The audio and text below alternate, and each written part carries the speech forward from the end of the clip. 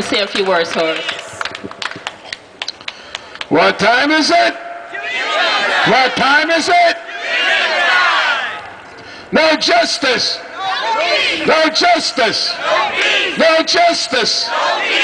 I speak out for human rights. I speak out for human rights, which, to quote Thomas Jefferson, y'all know who he is, we are born with inalienable rights to life, liberty, and the pursuit of happiness. This country became great.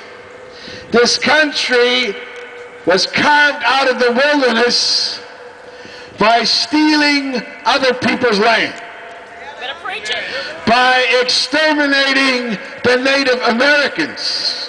And we speak about genocide only began with Hitler. Oh, read the Bible. You know that book. And the country is built on the backs of slave labor. The great buildings, except for this one, but some of the great buildings here in Jackson and throughout Mississippi were built on the backs of slave labor. And you know it. We see that in the secession documents from the state of Mississippi. You can read that in the current issue of the Jackson Advocate, which I recommend highly. That it's all about slavery.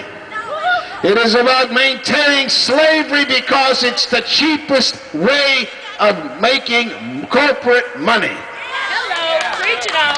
Well, now we got rid of slavery. And with blood, sweat, and lots of blood and tears, we got rid of Jim Crow. And we began to form unions. The people's right to collective bargaining with their bosses. The people's right to organize for decent working conditions. And I don't see any of you out there looking like you make billions of dollars. So you benefit from the work that labor unions have done for this country. They have the right to organize as a basic American right. This is not about some Wisconsin governor standing there like a dictator trying to strip workers of the right to collective bargaining when that has nothing to do with balancing his budget. We don't need to see Rupert Murdoch and his propaganda empire going up there to push this stuff when every American will suffer. We got a two-class society emerging in this country.